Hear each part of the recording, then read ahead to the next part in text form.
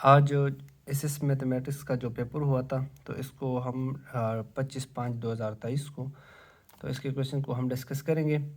तो X square is equal to 0 1 and 0 0 ये matrix given है। ये कह रहे हैं कि ये किस मैट्रिक्स के मल्टीप्लिकेशन से आता है। तो ये 3 मैट्रिक्स गिवन है, तो इन तीनों को जब हम मल्टीप्लाई करते हैं अपने आप के साथ तो इसमें से कोई भी ऑप्शन जो है उसके साथ नहीं मैच हो रहा। क्वेश्चन नंबर 2 हमारे पास है, एक डिफरेंशियल इक्वेशन गिवन है। कहते हैं कि इसका आप सोल्यूशन फाइंड करें। इनिशियल वैल्यू प्रॉब्लम है y of 1 is equal to 0 और फिर इस पे हमने f ऑफ 2 की वैल्यू फाइंड करनी है या y ऑफ 2 की वैल्यू हमने फाइंड करनी है। तो डिफरेंशियल इक्वेशन जो गिवन है x dy plus y minus x ई पावर x dx। तो इसको जब हम dx को दोनों के साथ मल्टीप्लाई करते हैं, इसको जब हम राइट साइड पे शिफ्ट करते हैं, फिर dx को दोनों साइड डिवाइड करते हैं, तो इससे हमारे पास ये इक्वेशन आता है। तो यहाँ पर हम इसको इस तरह लिख सकते हैं D by D X into X Y, क्योंकि जब इस पे हम प्रोडक्ट रूल यूज़ कर लें तो दोबारा इससे हमारे पास ये वाला इक्वेशन आता है।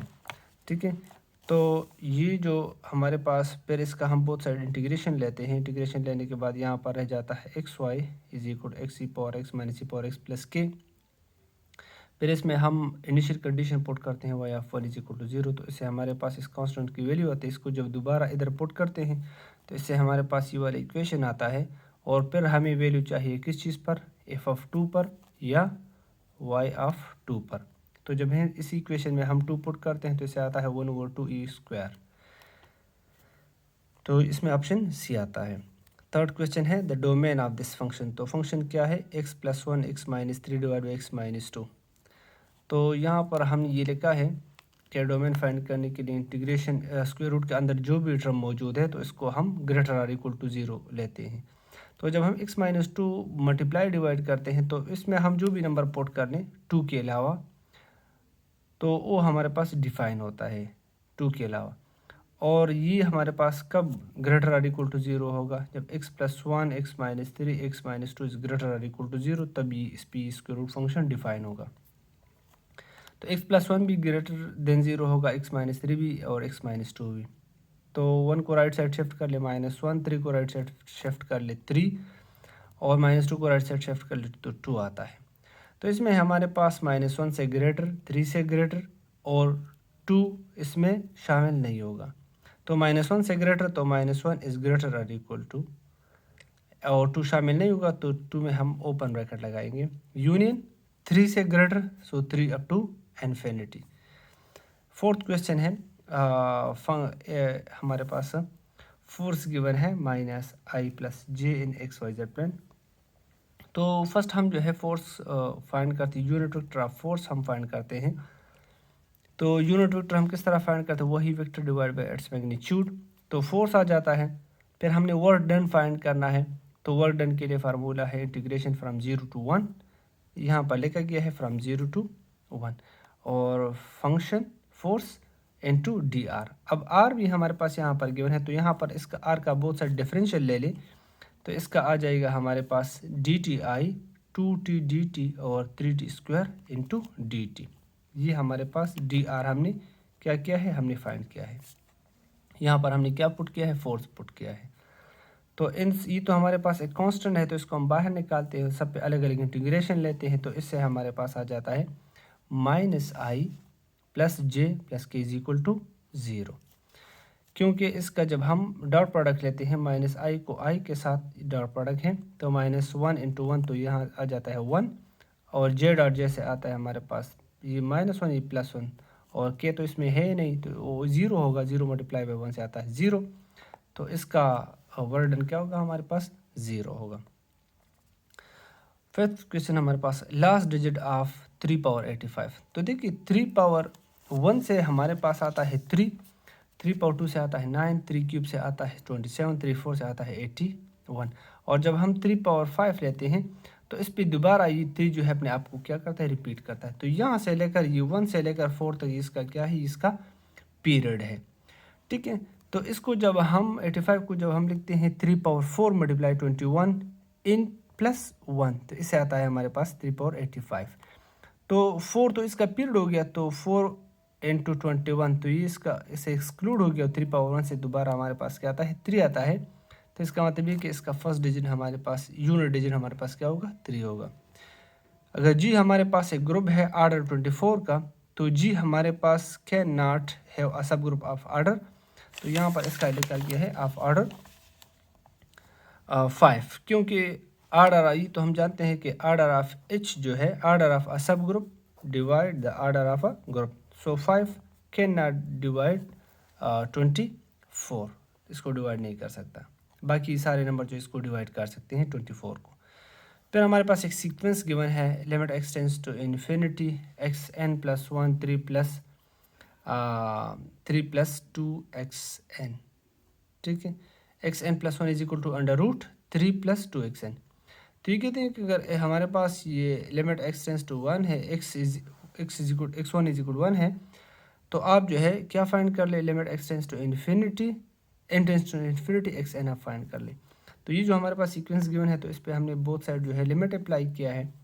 तो इसको हमने सपोज किया है जनरल टर्म टी को, तो इसी तरह इसको भी हमने सपोज किया है टी को। फिर इसको हमने सॉल्व किया, तो आगे हमारे पास टी की 2 वैल्यूज, तो हम क्या करेंगे, पॉजिटिव वैल्यू लेंगे।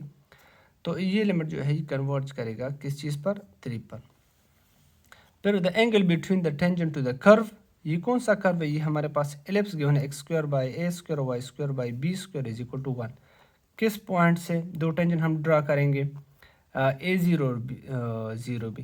तो देखिए हमारे पास एक एलिप्स गिवन है, तो इसका हम डेरिवेटिव लेंगे, डी वाई बाई डी जब फाइंड करेंगे तो इससे हमारे पास ये आ जाएगा। फिर हमने A0 पे इस पे स्लोप फाइंड करना है और 0B पे इस पे इसका स्लोप फाइंड करना है, ठीक है। दोनों का स्लोप आ जाएगा, एक आ जाएगा इन्फिनिटी, दूसरा का आ जाएगा 0, ठीक है। इसमें जब हम A0 पुट करेंगे तो इन्फिनिटी आएगी, क्योंकि एक B की जगह हमारे पास क्या है, तो यहाँ पर हमारे पास क्या आ जाएगा, टेंजेंट इनवर्स। इसमें हम पुटिंग करेंगे और थीटा की वैल्यू आ जाए। इसका एक दूसरा भी हमारे पास है कि ये हमारे पास दो इंटरसेप्ट है, एक A0 है, दूसरा क्या है 0B है।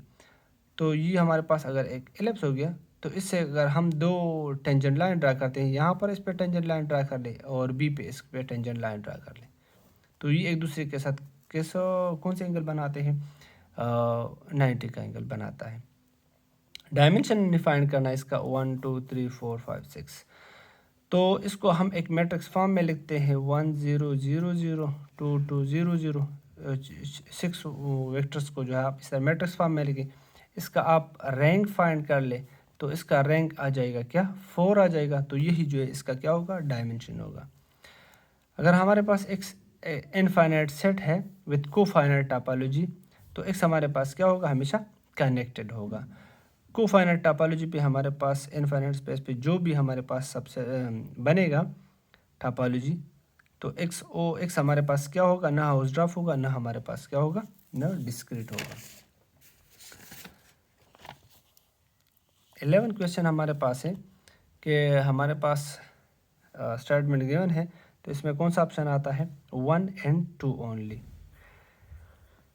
12th क्वेश्चन हमारे पास है, the unit tangential vector t at a point t is equal to pi of the curve r is equal to cos t sin t and t, ठीक है। तो टेंजेंट वेक्टर हमने find करना है unit tangent, तो r का derivative divide by its magnitude, ये हमारे पास क्या होगा, आ जाएगा। तो r वेक्टर हमें गिवन है, इसका आप डेरिवेटिव ले लें, इसमें आप t पुट कर लें, तो आपके पास आ जाएगा -j+k।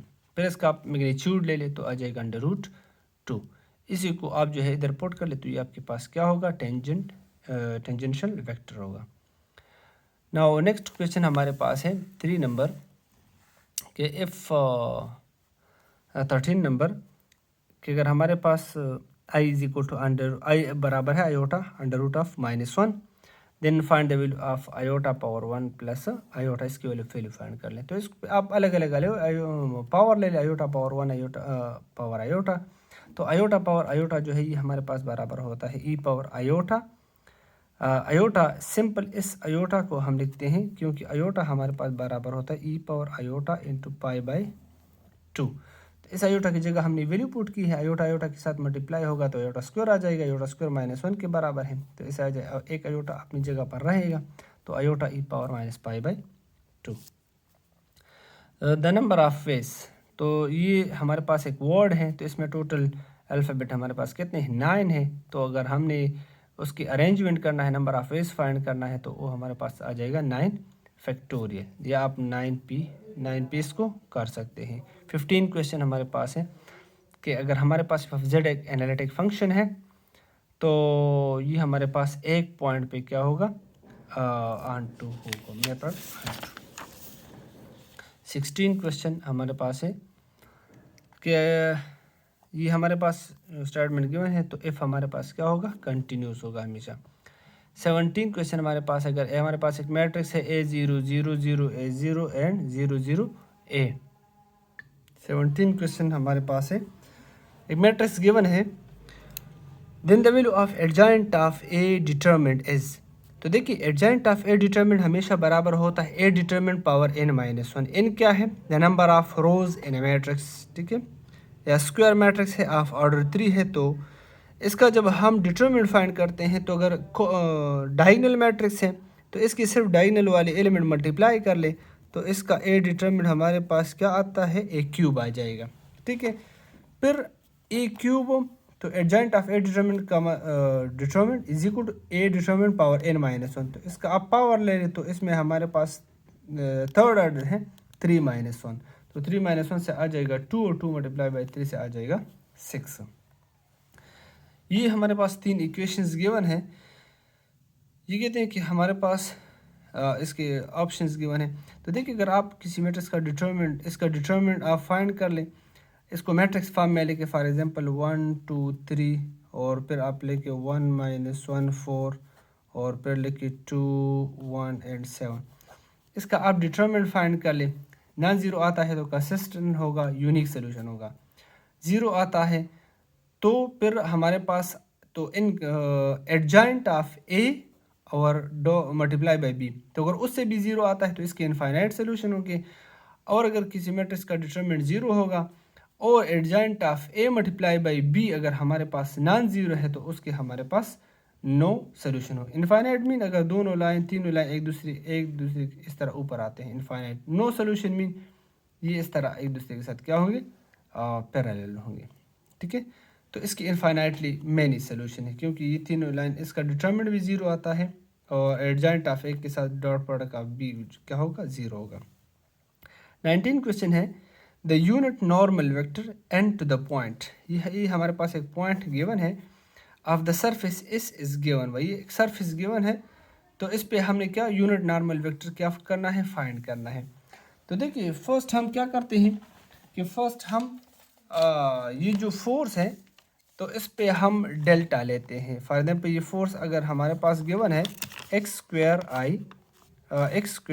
Plus Y square plus Z square -1 is equal to 0, इस पे आप डेल्टा ले लें, मतलब पार्शल बाय पार्शल एक्स। तो अगर पार्शल बाय पार्शल एक्स आप लेते हैं तो इससे आ जाएगा 2x। इसीलिए इसी तरह partial f by partial y हमारे पास आ जाएगा 2y, और partial f by partial z हमारे पास क्या आ जाएगा, 2z।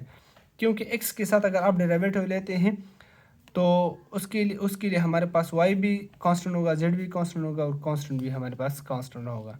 तो इसलिए x स्क्वायर का डेरिवेटिव क्या आ जाएगा, 2x। तो इसी तरह हमने इसका डेरिवेटिव फाइंड करेंगे और फिर इसी फार्मूले में हम क्या करेंगे, पुट करेंगे। तो फर्स्ट हमने क्या किया, फर्स्ट हमने इसका डेल्टा फाइंड किया, डाइवर्जेंट ऑफ एफ, ठीक है। फिर उसके साथ हमने क्या किया, फिर उसका हमने मैग्नीट्यूड, उसमें हमने वैल्यू पुट की, एक्स की जगह 1/√3, 1/√y की जगह, और z की जगह 1/√3। ये डेल्टा एफ हमने फाइंड किया। फिर उसका मैग्नीट्यूड हमने ले लिया, इसका स्क्वायर, इसी का स्क्वायर, इसी का स्क्वायर और स्क्वायर रूट। फिर नॉर्मल वेक्टर हमारे पास बराबर होता है del F divided by del F magnitude, ठीक है। तो ये हमारे पास इसका अगर आप मैग्नीट्यूड ले ले तो इससे आपके पास क्या आता है, 2 आता है। तो डेल एफ आपके पास क्या है, आई प्लस जे प्लस, तो इससे ये डेल एफ की वैल्यू हमारे पास ये है, और डेल एफ मैग्नीट्यूड इसके नाम या इसका मैग्नीट्यूड हमारे पास क्या होगा, 2 होगा। तो इसको अगर आप इस पे डिवाइड करते हैं तो इससे आपके पास ये वेक्टर बन जाता है। इसके बाकी क्वेश्चन जो है या 20 हम करते हैं। चलो, up to are smart there are dash billion group of order 360। तो 360 को आप जो है फैक्टराइज कर लें और इसमें जो है सेम नंबर का जो पावर इसका आप मल्टीप्लाई कर लें, तो ये हमारे पास बिलियंस ग्रुप आपके पास बन जाते हैं। इसके बाकी जो 25 क्वेश्चन है इसको इंशाल्लाह हम नेक्स्ट लेक्चर में कवर कर लेंगे। Thank you.